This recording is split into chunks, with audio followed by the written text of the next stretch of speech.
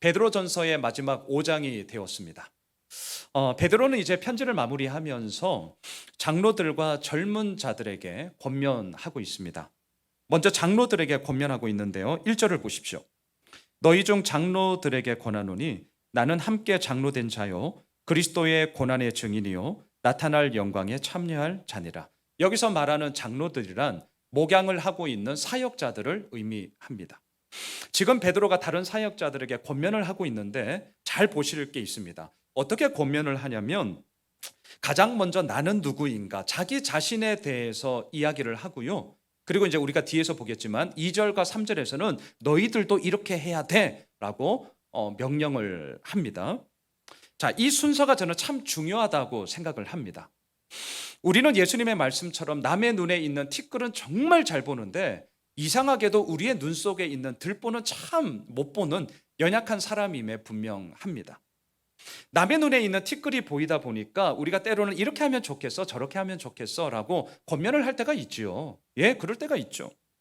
그런데 문제는 그러한 말들이 내 마음과는 다르게요, 그 말을 듣고 있는 사람들의 입장에서는 왜 이렇게 간섭을 해, 아니면 때로는 꾸중, 책망, 아니 뭐야 이라는 마음으로 좀 마음 상함으로 들어올 때가 종종 있습니다.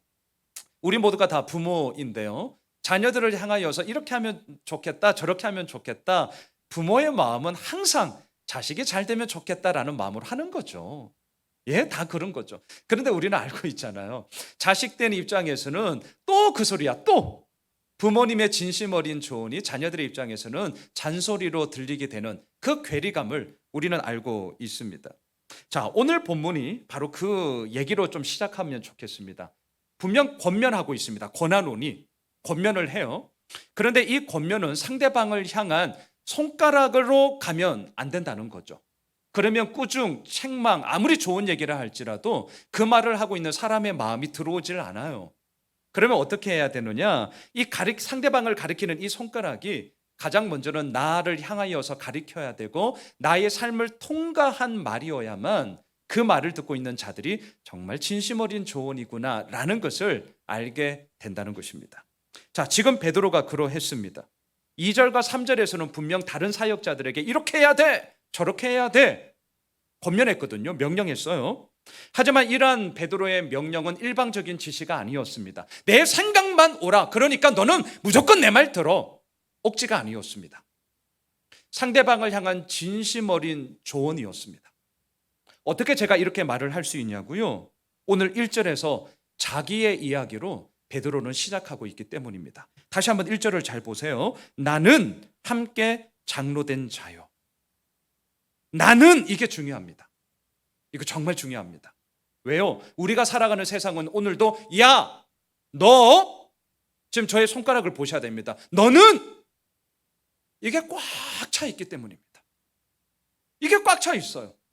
그런데 오늘 말씀에서 베드로는 권면을 할 때 시작합니다. 나는, 여러분 이거 아무것도 아닌 것처럼 흘려보내시면 진짜 안 됩니다. 나는이에요. 나는. 세상은 늘 우리에게 얘기합니다. 그렇게 얘기 잘하는 너는 어떻게 살아가니? 그렇게 세상을 향하여서 이렇게 해야 된다고 얘기하는 교회는 너는 그럼 어떻게 행하니? 여러분 이게 우리의 고민이잖아요. 우리 아이들도 마찬가지입니다. 그렇게 얘기하면 아빠는 공부 잘했어? 성적표 까봐. 저는 깔 수 있습니다. 네. 그거죠, 그거. 나는 함께 장로된 자다. 무슨 말이죠? 지금 내가 하고 있는 이 권면은 나와는 상관없고 너희들만 잘하면 돼. 나는 예외야. 이것이 아니라 이 얘기는 나도 적용이 되는 나의 이야기야. 또한 그리스도의 고난의 증인이요 라고 얘기합니다. 그리스도의 고난 뭡니까? 십자가 죽음이죠. 그리스도의 고난이 뭡니까? 희생과 섬김과 낮아짐이죠. 그리스도의 고난이 무엇입니까? 사람들을 살리기 위하여 자기의 몸을 기꺼이 깨뜨린 그런 너무나도 정말 영광스러운 이야기지만 그 영광을 향해 나아갈 때에 너무나도 힘든 이야기죠.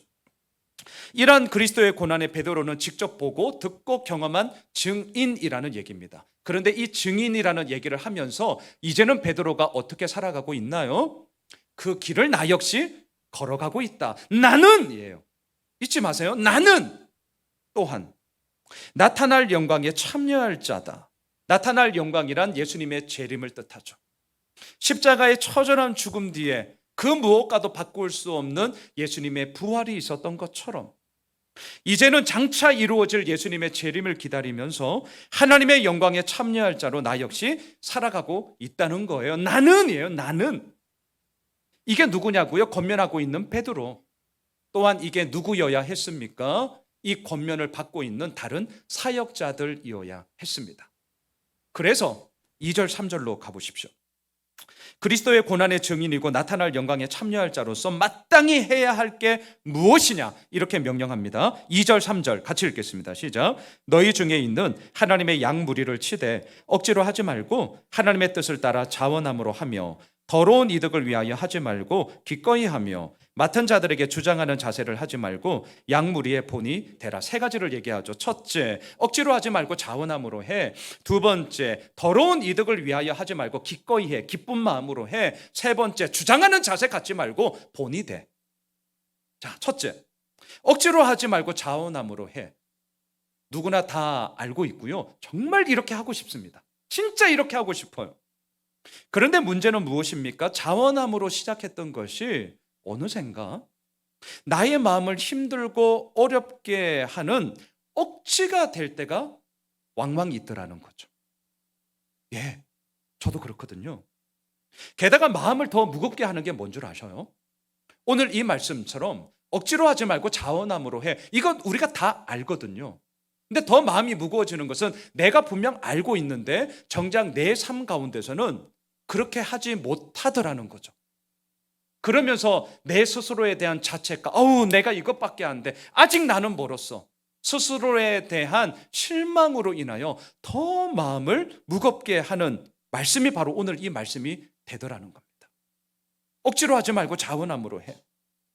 자, 저는 이걸 나누고 싶어요. 우리는 그러면 어떻게 해야 됩니까? 이 말을 우리가 모르는 게 아니잖아요. 이렇게 해. 그런 당위성이 우리를 움직이지 않아요. 우리의 고민은 뭐가 되어야 합니까? 정말 자원함으로 되어야 될 텐데 이게 억지가 될 때 이때 우리는 어떻게 해야 되냐는 거예요. 이때 저는 이렇게 말씀드리고 싶습니다. 하나님의 부르심에서부터 우리 다시 시작합시다. 하나님의 부르심에서부터. 성경은 분명하게 말합니다. 우리의 자원함보다 먼저인 것은 하나님의 부르심이다. 다시요. 우리의 자원함보다 먼저인 것은 하나님의 부르심이에요. 앞에 스크린을 보시죠. 이사야 43장 1절을 함께 읽겠습니다. 시작. 야곱아, 너를 창조하신 여호와께서 지금 말씀하시느니라. 이스라엘아, 너를 지으신 이가 말씀하시느니라. 너는 두려워하지 말라. 내가 너를 구속하였고 내가 너를 지명하여 불렀나니 너는 내 것이라. 예, 하나님의 지명하여 부르심이 우리의 삶 가운데 출발점이 되었기 때문에 그 가운데서 우리들의 헌신, 노력, 애씀, 수고, 희생, 배려 이 모든 이야기들이 그 결과물로 나오는 거예요. 우리 하나만 더 볼까요?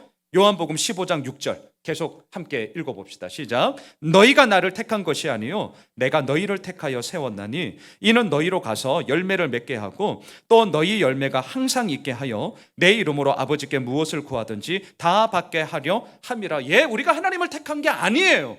하나님이 우리를 택해 주신 거죠. 그래서 저는 말씀드립니다. 믿음은 능동태가 아니라 실은 수동태예요.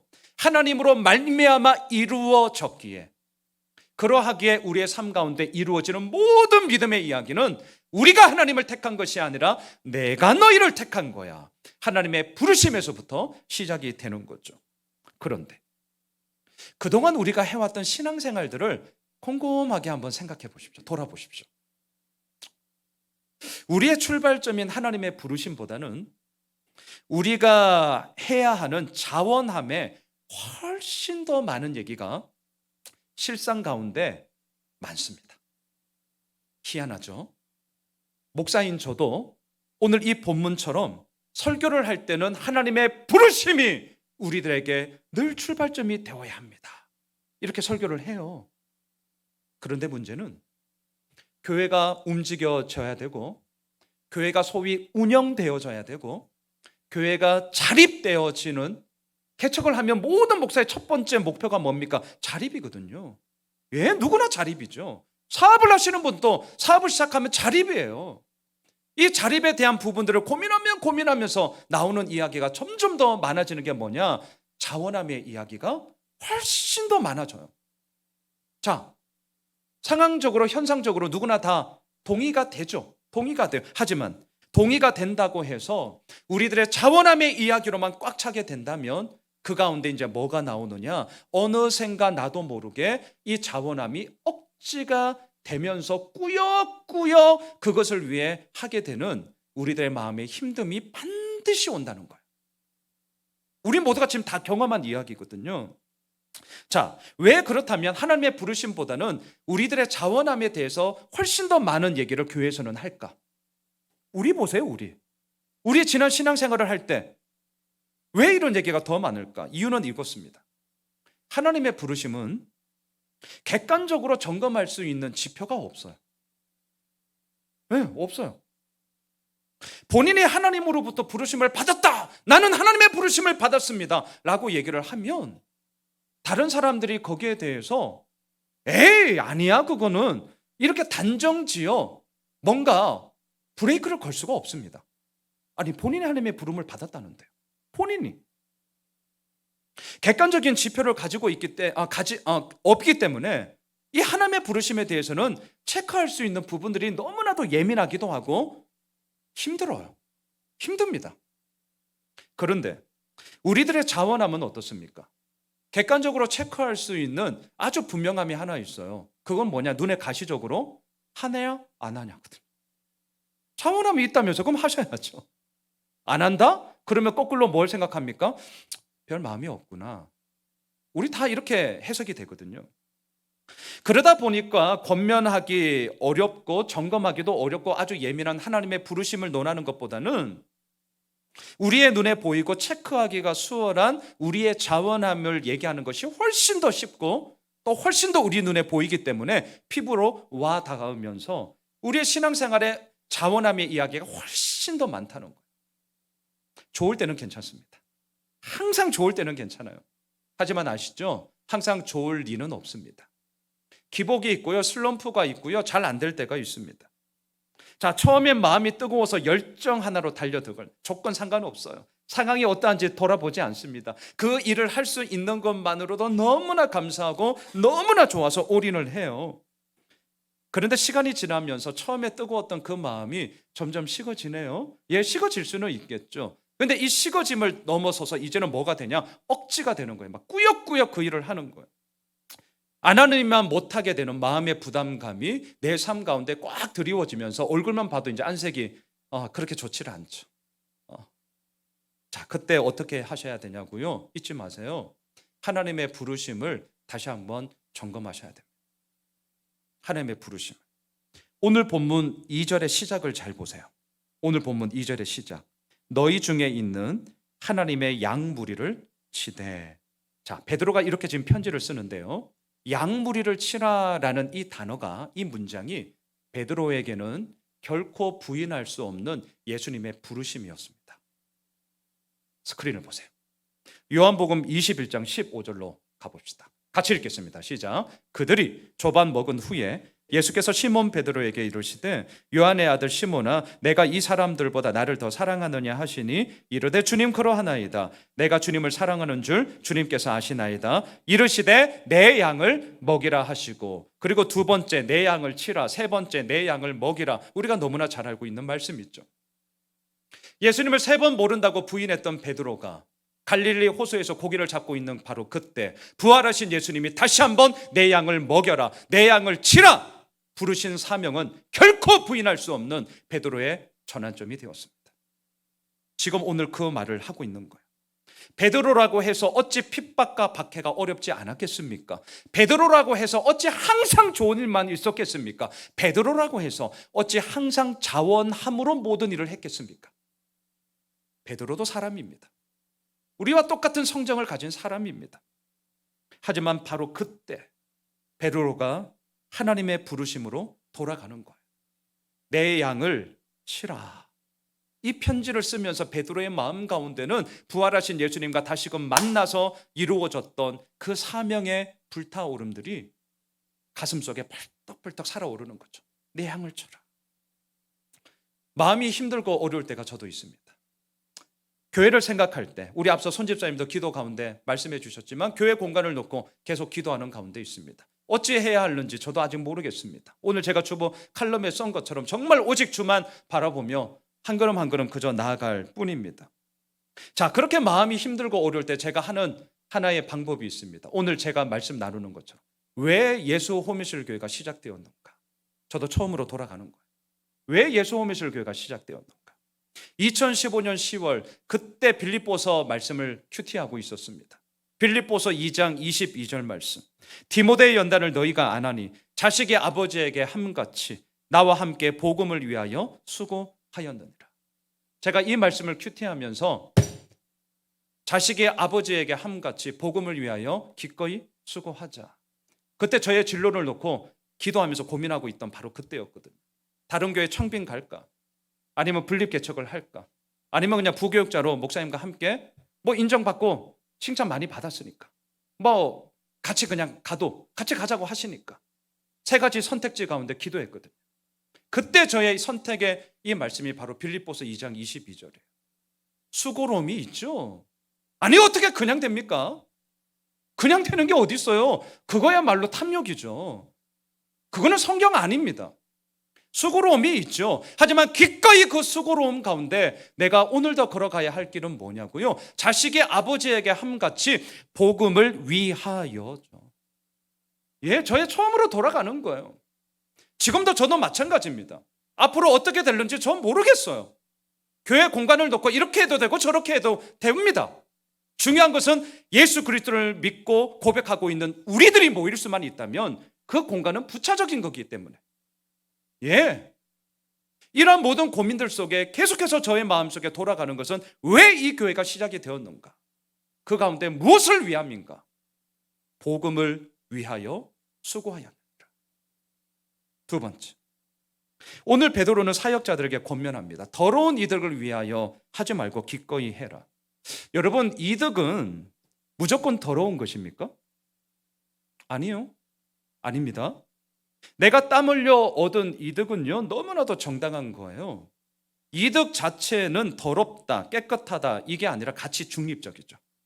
가치 중립적이에요. 자, 그렇다면 지금 베드로는 어찌하여서 더러운 이득이라고 말을 하는 것인가? 이유부터 말씀드리겠습니다. 돈을 사용하는 수단이 아니라 사랑하는 대상으로 바꾸어 버렸기 때문이에요. 성경은 여러분 돈에 대해서 이렇게 얘기를 합니다. 스크린을 보십시오. 전도서 10장 19절의 말씀인데요. 같이 읽읍시다. 시작. 잔치는 희락을 위하여 베푸는 것이요 포도주는 생명을 기쁘게 하는 것이나 돈은 범사에 이용되느니라. 그렇기 때문에 돈이 있어야 돼요. 교회도 사역을 하기 위해서 돈이 있어야 됩니다. 오늘 여러분들이 헌금하셨는데 헌금하셔야 됩니다. 돈 없으면 못합니다. 돈은 분명 범사에 이용됩니다. 이용돼요. 그런데 범사에 이용되는 돈이 어찌하여서 오늘 본문처럼 더러운 이득이 된다는 것입니까? 계속 스크린을 보십시오. 디모데전서 6장 10절의 말씀 같이 한번 읽어보실까요? 띄워주시죠. 디모데전서 6장 10절 같이 읽겠습니다. 돈을 사랑함이 일만하게 뿌리가 되나니 이것을 탐내는 자들은 미혹을 받아 믿음에서 떠나 많은 근심으로써 자기를 찔렀도다. 돈이 일만하게 뿌리가 아니에요. 돈을 사랑하는 우리들의 엉클어지고 일그러진 마음이 일만하게 뿌리가 되는 것입니다. 이거 오해하시면 안 돼요. 만일 돈 자체가 일만하게 뿌리다라고 여기시면 대한민국은 자본주의 이 시대를 살아가고 있기 때문에 여러분 이 대한민국에서는 못 사실 거예요. 돈을 사랑하는 우리의 일그러진 마음이 일만하게 뿌리입니다. 우리가 사랑해야 할 대상은 돈이 아니라 하나님이죠. 돈이 아니라 하나님이에요. 우리가 사용해야 할 수단은 하나님이 아니라 돈이에요. 그런데 왜 더러운 이득이 되는 거냐고요? 세상은 이걸 자꾸 바꿔치기 해서 얘기하기 때문이죠. 우리가 사랑해야 될 대상은 돈이요. 그 돈을 위해서라면 하나님도 얼마든지 사용해 먹을 수 있다. 아주 무서운 이야기죠. 이게 무엇입니까? 우상이죠. 이게 우상이에요. 예수를 믿고 있고 교회를 다니고 있는 정도면 이번 주 이제 부처님 오신 날도 있는데 절에 가서 그 불상 앞에 비나이다 이딴 식으로 하지는 않습니다. 우리에게 게임이 되지 않아요. 우리에게 진정한 우상은 무엇입니까?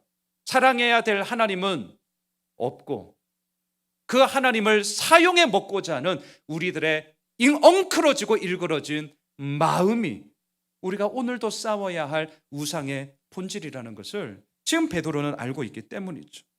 그래서 더러운 이득을 위하여 하지 말아라 얘기합니다. 예나 지금이나 그리고 앞으로도 우리가 걸려 넘어지게 될 것은 딱 세 가지입니다. 돈, 성, 권력이에요. 돈, 성, 권력입니다. 누구도 예외될 수 없고요. 오늘도 이 말을 하고 있는 양순웅도 예외될 수 없습니다. 교회 개척을 하면서 많은 고민을 했습니다.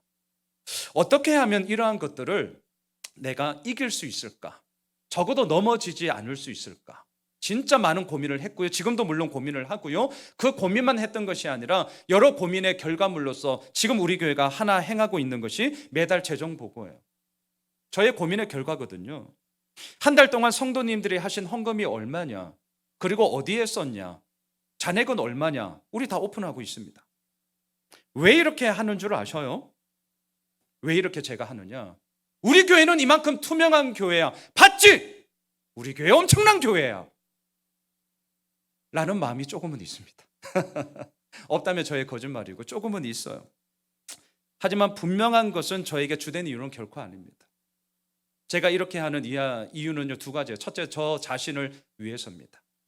우리가 흔히 실수하는 게 있는 게 뭐냐면 나중에 때가 되면 하지.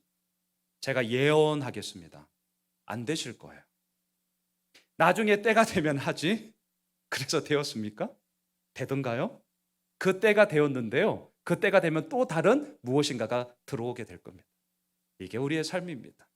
나중에 때가 되면 하지. 그거 우리 스스로의 착각일 뿐이지 안 될 거예요. 지금 안 되면 그때 안 됩니다. 그래서 개척을 하면서 시작을 한 거죠. 돈을 어디에 쓰느냐는 그 사람이 추구하고 있는 정신을 가장 여실하게 볼 수 있는 내용입니다. 이건 교회만의 얘기가 아니라 우리 모두의 가정살림도 똑같습니다. 돈을 어디에 쓰느냐, 어디에 많은 비중을 두고 있느냐, 그게 내가 추구하고 있는 정신의 이야기예요. 이 교회 재정보고를 통하여서 저도 저 자신의 정신이 어디로 흘러가고 있는지를 체크하는 거죠. 저 자신을 위해서 하는 겁니다. 두 번째, 왜 이렇게 하냐고요? 성도님들을 위해서 하는 겁니다.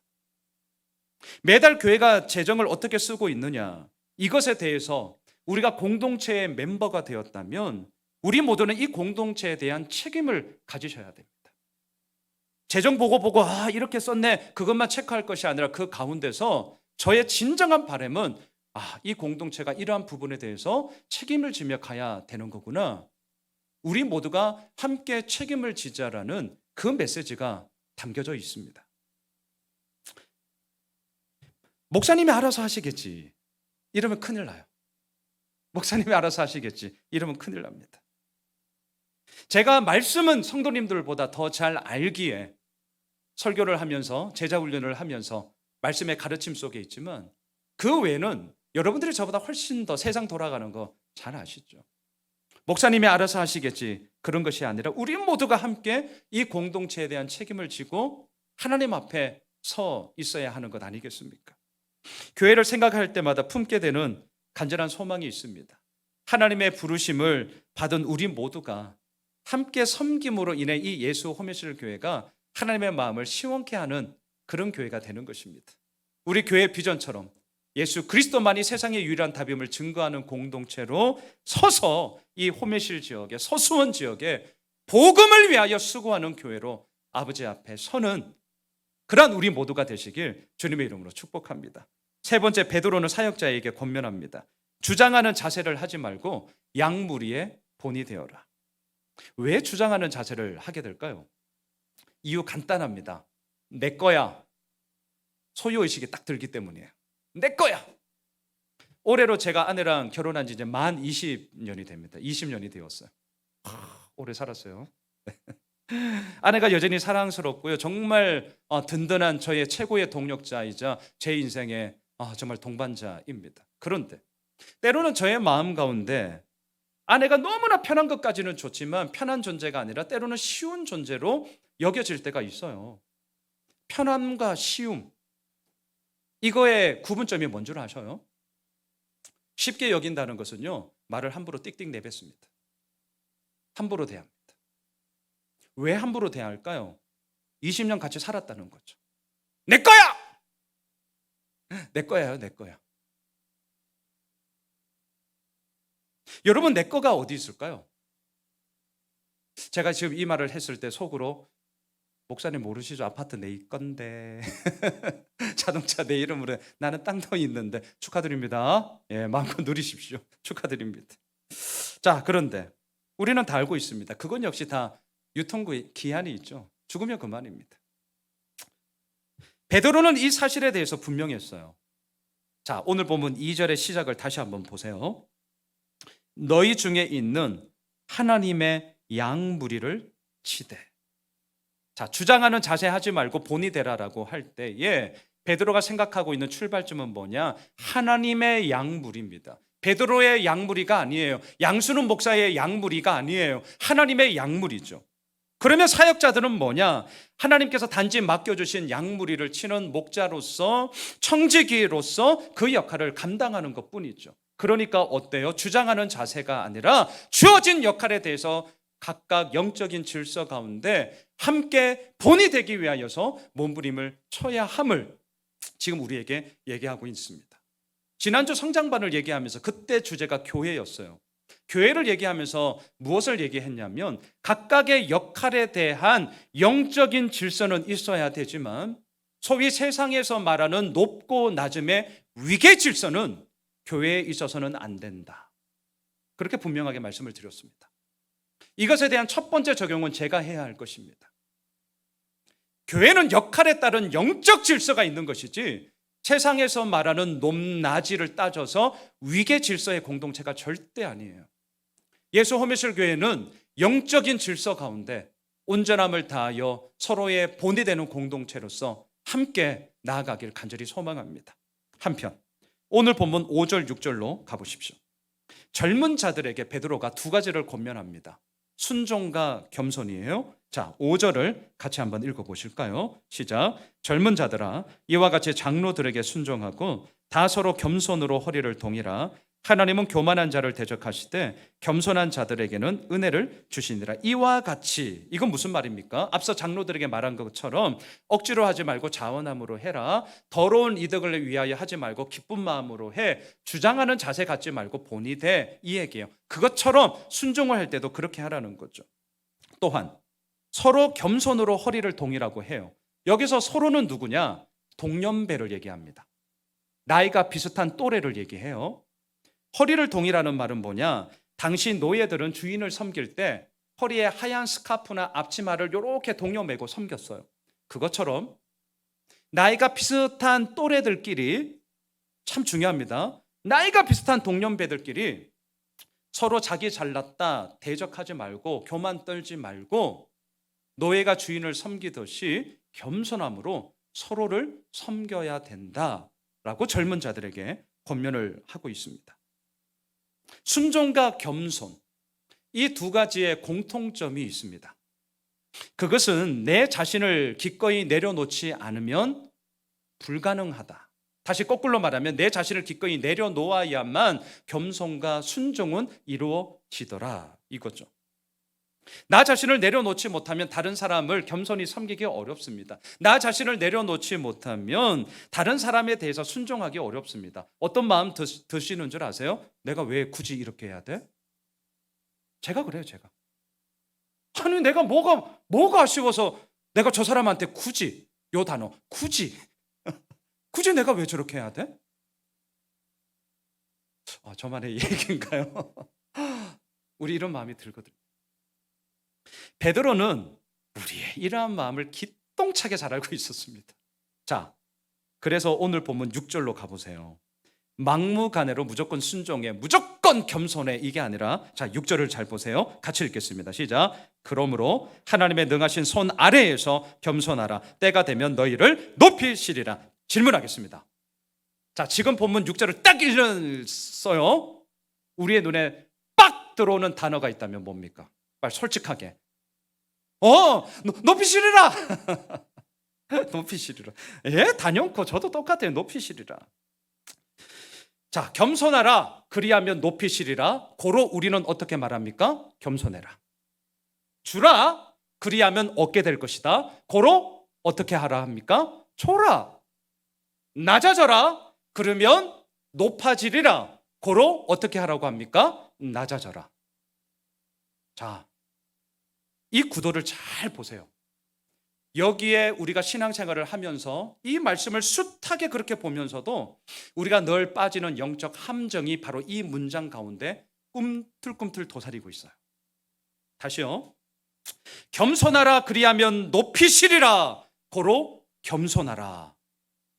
틀린 말 아니거든요. 그런데 우리가 찍는 방점이 높이시리라 여기에만 가 있다면, 여기서 말하는 겸손은 제가 정확하게 말씀드리지만 내가 높아지기 위한 수단으로 그저 겸손이라는 것을 사용하는 겸손의 수단화가 될 수 있습니다. 이거 정말 어려운 얘기를 하고 있어요. 지금 주라 그리하면 얻을 것이다. 고로 줘라. 낮아져라 그리면 높아질 거다. 고로 낮아져라. 이 얘기 속에 높아질 거다, 얻게 될 거다, 이것에 우리들의 마음의 무게중심이 여기에만 가 있다면 주는 거, 낮아지는 거, 이것은 더 많은 것을 얻고자 하고 더 높은 곳을 가고자 하는 우리들의 섬김의 수단화, 낮아짐의 수단화가 될 뿐이에요. 저는 이 말씀을 준비를 하면서 고민을 했어요. 섬김의 수단화 그리고 이 낮아짐의 수단화, 이것을 어떻게 구분할 수 있을까? 더 쉽게 말하면 겸손은 뭐고 겸손 떠는 건 뭐냐는 거죠. 겸손은 뭐고 겸손 떠는 건 뭐냐 이거예요. 자, 제가 오늘 이제 설교를 마치고 이제 마치면 이제 인사를 하죠. 어떤 집사님은 목사님 오늘 너무 은혜 받았어요. 감사합니다. 그때 제가 아주 겸손한 척하면서 아유 별 말씀을요. 감사합니다. 저를 위해서 더 기도 많이 해주세요. 자, 이렇게 얘기를 했어요. 아주 겸손하죠. 자, 그리고 막 인사를 하는데 한 분이 딱 오셨어요. 목사님, 설교 준비를 좀 더 열심히 하셔야겠어요.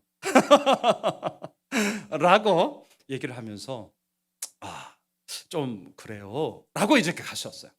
자, 바로 그때 저의 마음속에 앞서 저에게 막 칭찬을 하면서 별 말씀을요. 저를 위해서 기도 많이 해주세요.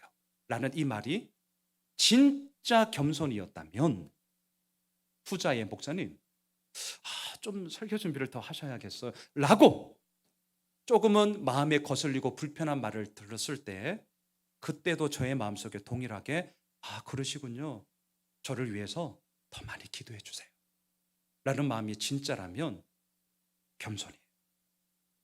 그런데 저의 마음속에 대놓고는 말을 못하게 야 그러면 너가 설교해봐라 라는 마음이 든다면 앞서 이렇게 공손하게 얘기를 하면서 알랑방구를 낀 거는 겸손을 떤 거죠. 이게 판별법이에요. 저의 이야기만이 아니라 우리 모두의 이야기죠. 우리 모두의 이야기입니다. 우리는 질문해야 됩니다. 어떻게 해야 되냐? 겸손의 수단화, 섬김의 수단화, 희생의 수단화가 아니라 진짜 겸손이 되기 위해선 어떻게 해야 되나? 오늘 본문 6절의 시작을 잘 보십시오. 이게 오늘 저의 설교의 제목이기도 합니다. 하나님의 능하신 손 아래에서 겸손하라. 하나님의 능하신 손 아래에서. 무슨 말이죠? 손은 통치, 다스림, 주권을 뜻합니다. 전능하신 하나님의 주권적인 다스림 아래에서 겸손해라. 여러분, 겸손이 수단화가 되지 않으려면, 섬김이 수단화가 되지 않으려면 높이시리라 라는 여기에 우리의 마음이 가요. 저도 간다니까요. 하지만 그 높이시리라 라고 너무 빨리 가는 마음을 잠깐 브레이크를 딱 걸고 어디서부터 출발을 해야 되느냐? 하나님의 능하신 손 아래에서 내가 거하고 있느냐, 여기에서 우리가 몸부림을 쳐야만 합니다. 그리고 하나님의 능하신 손 아래에서 내가 오늘도 거하고 있다라는 이 몸부림의 이야기가 진짜 겸손이 됩니다. 그리고 그 겸손함이 결국은 우리들을 높여주시는 하나님의 은혜로 우리는 이 믿음의 멋진 길을 여행하게 될 것입니다. 말씀을 정리하겠습니다. 억지로 하지 말고 자원함으로 해라. 더러운 이득을 위하여 하지 말고 기꺼이 해라. 주장하는 자세 갖지 말고 본이 되라. 순종해라. 겸손하라. 네, 예수를 믿고 있는 우리로서 당연히 따라야 할 태도임에 분명합니다. 하지만 아무리 맞는 말이라 할지라도 명령의 당위성이 결코 우리를 바꾸지 않습니다. 저는 오늘 이렇게 마무리하고 싶습니다. 이 명령이 어떠한지 행여라도 모르셔도 됩니다. 하지만 꼭 기억하셔야 되고 붙잡으셔야 될 것이 있습니다. 그것은 우리를 바꾸고 우리의 삶을 오늘도 이끌어 가시는 하나님의 전능하신 손 아래에 있다는 사실입니다. 예, 하나님의 전능하신 손 아래에서. 스크린을 보시죠. 시편 138편 7절입니다. 함께 고백합시다. 시작. 내가 환난 중에 다닐지라도 주께서 나를 날아가게 하시고 주의 손을 펴사 내 원수들의 분노를 막으시며 주의 오른손이 나를 구원하시리라. 사랑하는 예수 오매실 가족 여러분, 이 시인의 고백은 이 사람만의 고백이 아니라 우리의 고백이 될 것입니다. 환난 중에 계시다고요, 주께서 우리를 살아나게 하십니다. 분노 가운데 계시다고요, 주께서 손을 펴사 그 분노를 막으시고 우리를 구원하십니다. 바라기는 하나님의 능하신 손 아래에 거함으로 하나님이 여시고 하나님이 행하시고 하나님이 이끌어 가시는 하나님의 그 길을 우리 모두 함께 멋지게 걸어가는 하나님의 사람들이 되시길 주님의 이름으로 축원합니다.